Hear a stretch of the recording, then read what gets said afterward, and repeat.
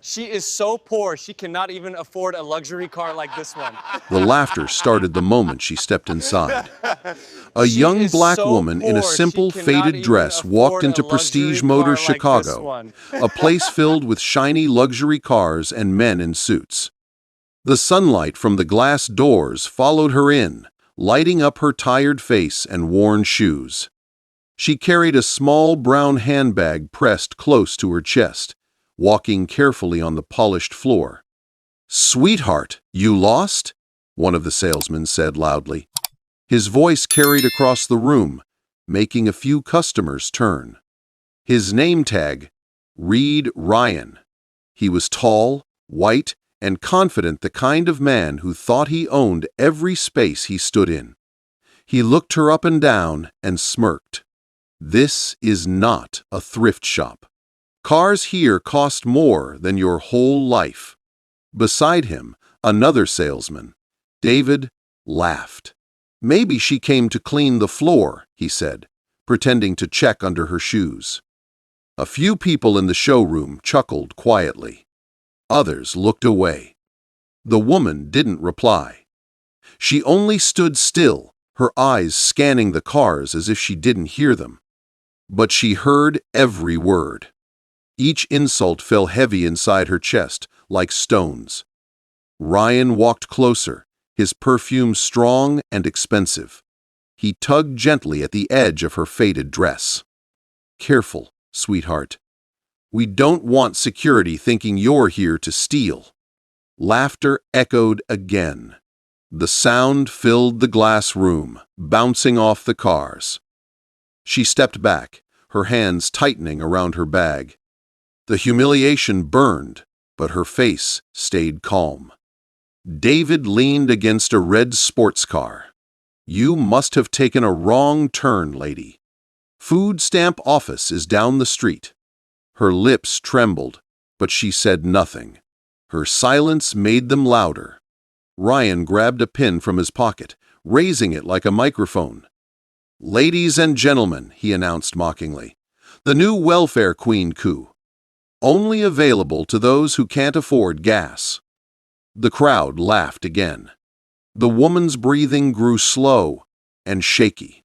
She looked down at the floor, her reflection staring back from the shiny tiles. As she tried to step away, her handbag slipped from her hands. The contents spilled across the floor, a few folded papers, an old key, and a small photograph. She quickly bent to gather them, but David's polished shoe landed right on the picture. He didn't move. She froze. It was a photo of a smiling little girl, maybe 10 years old, standing in front of a small house. The woman whispered softly, "Please, that's my sister." David looked down and sneered. "Oops." He pressed his shoe harder and dragged it back. The picture crumpled under the dirt. The sound of it tore through her heart. For a moment, her hand shook as she picked it up. Her fingers brushed away the dust, but the shoe mark stayed. The room fell quiet for a second. Then Ryan spoke again. "Even the janitor here dresses better than that. Who let her in?" She stood up slowly, clutching the photo to her chest. Her face was calm, but her eyes looked different now, sharp and cold. She took a deep breath and whispered to herself, "Don't lose it. Remember what Papa said. Never let them strip your dignity." Her father's voice lived inside her like a light in darkness. She could almost hear him saying it again from those nights when they had nothing but faith to eat. "People will test you, Amara. But power doesn't shout. It stands." Ryan folded his arms. "You done, sweetheart? Or do you want a test drive on a car you'll never own?" The woman looked at him now, really looked. For a long moment, their eyes met. His grin faded a little, but he hid it with a laugh. Customers began whispering. A woman in a gray suit muttered to her husband, "This is cruel." But no one said a word out loud. The air in the showroom grew heavy. Every second felt longer than the last.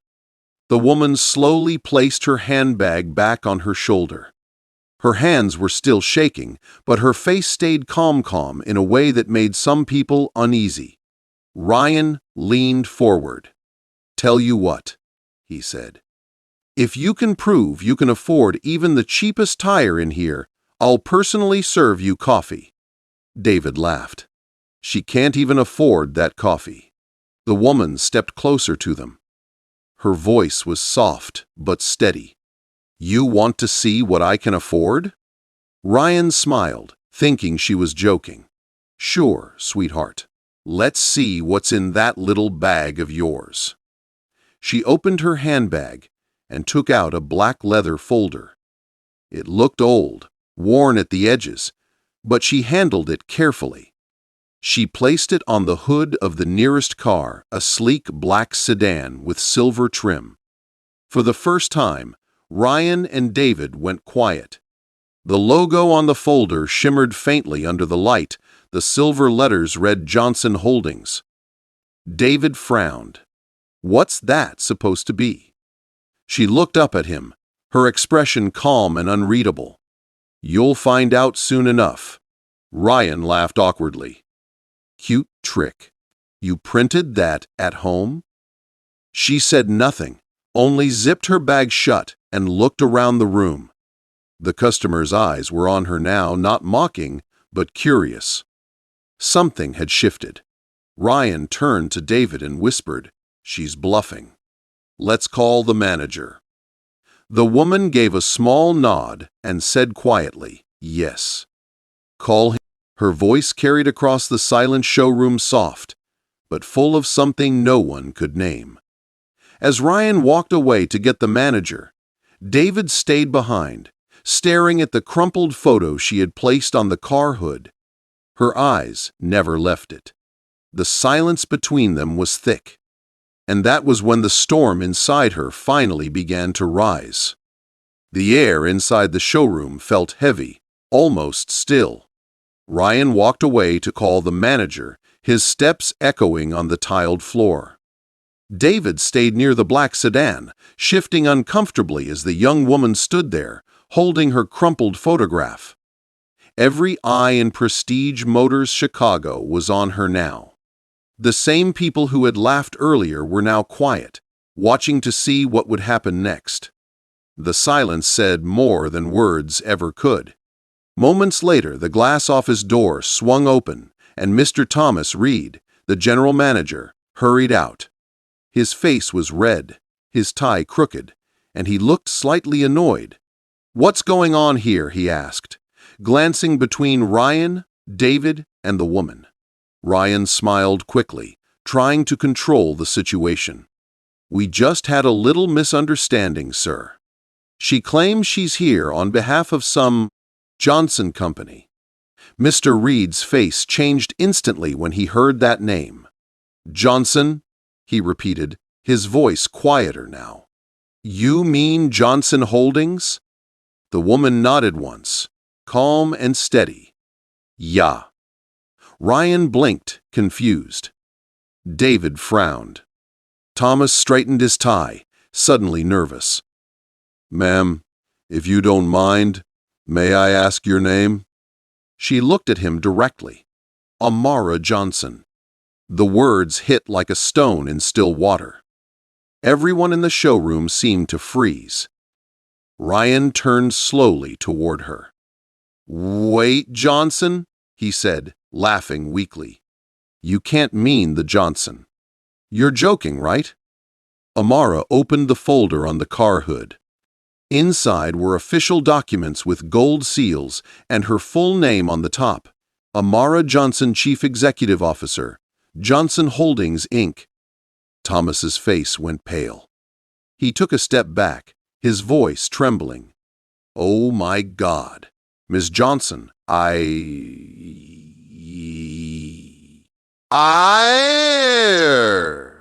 had no idea you were visiting today. We weren't told you'd be here." Amara's tone stayed calm, but her eyes were sharp.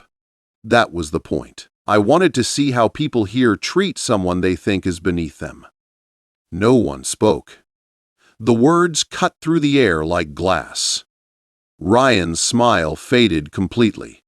His mouth opened, but no words came out. David's hands fell to his sides. Customers stared at her with disbelief. The same woman they'd pitied moments ago now stood taller, her voice carrying quiet power. Amara turned her gaze to the two salesmen. "You mocked the woman who signs your paychecks," she said softly. "You laughed at me, touched me without permission, and crushed something that meant more to me than money ever could." David's face drained of color. "Ms. Johnson, I didn't know. It was just a joke," she interrupted, her voice steady. "Cruelty is never a joke." The words hung heavy in the air. Even the sound of the ceiling fan seemed to stop. Thomas tried to speak, but she raised her hand slightly, silencing him. "You don't need to say anything," she said. "I've seen everything I needed to see." She picked up the crushed photograph from the hood, smoothing it gently with her fingers. For a moment, her expression softened not from weakness, but from pain remembered. "That's my little sister Layla," she said quietly. "She died when she was 10. I keep this picture to remind me where I came from. Today, someone stepped on it. I wonder how many others you've stepped on when no one was watching." No one dared breathe. Ryan looked down at the floor. "Ms. Johnson, please, I swear, we didn't mean—" Amara stopped him again. "You meant every word." She turned to Thomas. "Both of them are finished here. Effective immediately." Thomas nodded quickly, his voice shaking. "Yes, ma'am." "Of course." Ryan's lips trembled. "Please, don't do this. I have a family." Amara looked at him calmly. "So do the people you've made feel small. Maybe now you'll understand what your laughter costs." She didn't raise her voice once. Her calmness carried more power than any shout ever could. As she turned to leave, Thomas hurried after her. "Miss Johnson, would you like me to escort you to your car?" She stopped and looked at him. "No need. I came alone." Her heels clicked softly on the floor as she walked toward the exit. The same glass doors that once framed her humiliation now framed her victory. Outside, the sun shone bright over the Chicago street. The wind brushed through her hair as she stepped out, the noise of traffic humming around her.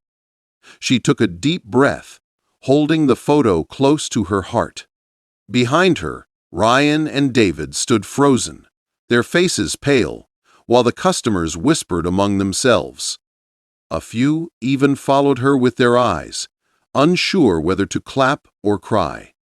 As Amara reached the sidewalk, she stopped for a moment and looked back through the glass. The reflection of the dealership shimmered in the sun, but this time she didn't feel small beneath its glow. Her father's voice echoed in her heart again. "Never let them strip your dignity." She whispered softly, "I didn't, Papa. I never did." A quiet smile touched her face, not the smile of revenge, but of peace. She had walked into a room full of arrogance and walked out, leaving them face to face with their own shame. A mother passing by with her young daughter stopped near her. The child looked up and smiled, curious. Amara smiled back and bent down, handing the little girl $1 for the ice cream truck nearby. "Always be kind," Amara said softly, "even when they're not." The girl nodded and ran toward her mother. Amara turned away, slipping the folded photo into her bag. She didn't need to look back again. The sound of laughter that once mocked her had turned into whispers of respect.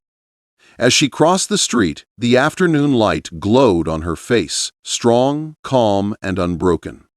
The city moved around her, unaware that somewhere inside that glass building, two men had learned a lesson they'd never forget. She didn't need applause. She didn't need revenge.